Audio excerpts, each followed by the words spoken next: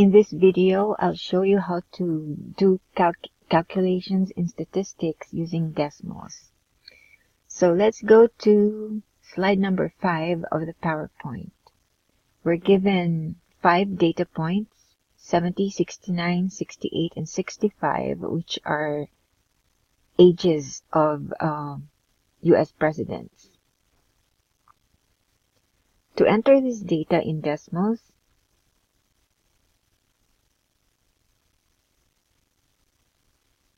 create a table. Delete the second column. Do not touch X1, let it remain as X1, and then enter your data. 70, return. 69, return. 68, return.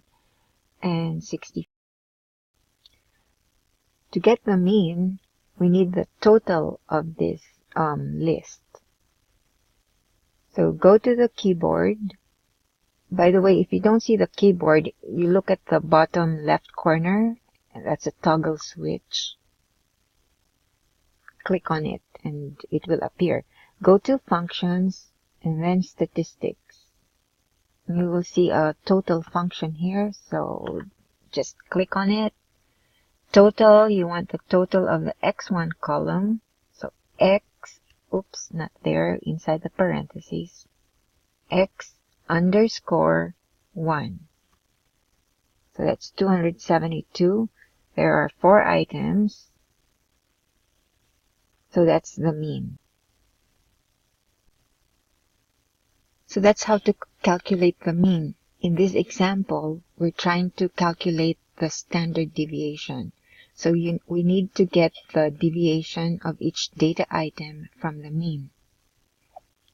In Desmos, you can do this by just writing the expression x sub 1, which is the first column, minus the mean, which was 68. And you can see that it will fill the second column right away with the same values that you have on the PowerPoint, 2, 1, 0, and minus 3. Now notice here, Desmos thinks you're trying to graph something, but you're not. So we will just disable the color so that it doesn't graph any point, and maybe we can extend the first panel, the left panel, because we're not graphing anyway. At least for this one, we're not graphing. Okay, so let's move on to slide number 6.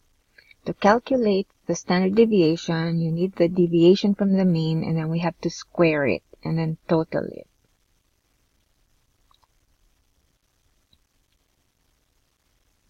So we need this second column, the deviation squared. And you do that by typing the expression x sub 1, so that's x underscore 1, minus 68, parentheses, squared. Again, we're going to hide the point.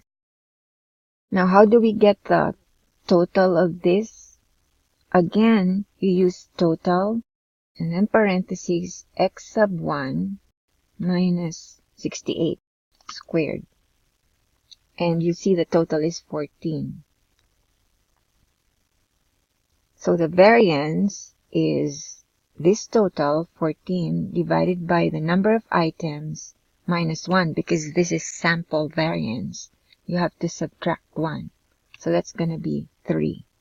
So the variance is 4.67. The standard deviation is the square root of v. So let's do s equal to square root. Square root is this, square root of v. So there we have it. It's the same. 4.67. So we may want to round. Oops. Round v to 2 decimal places, and round s, the standard deviation, to 2 decimal places. So we'll have the same answer. Now let's go back to our raw data, 70, 69, 68, and 65. Then go back to the list of statistics functions. Notice that the mean is right here.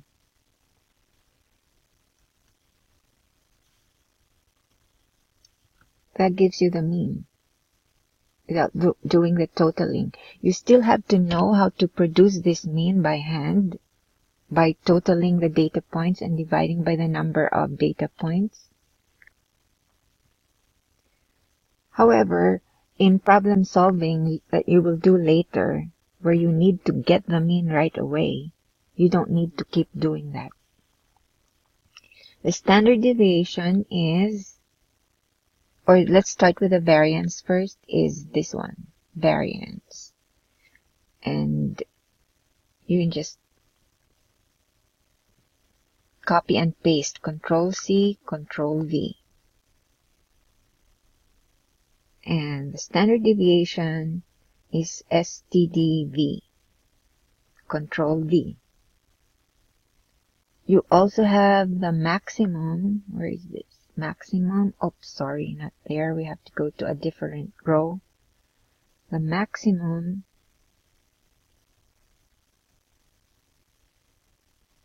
and the minimum. Control-V, Control-V.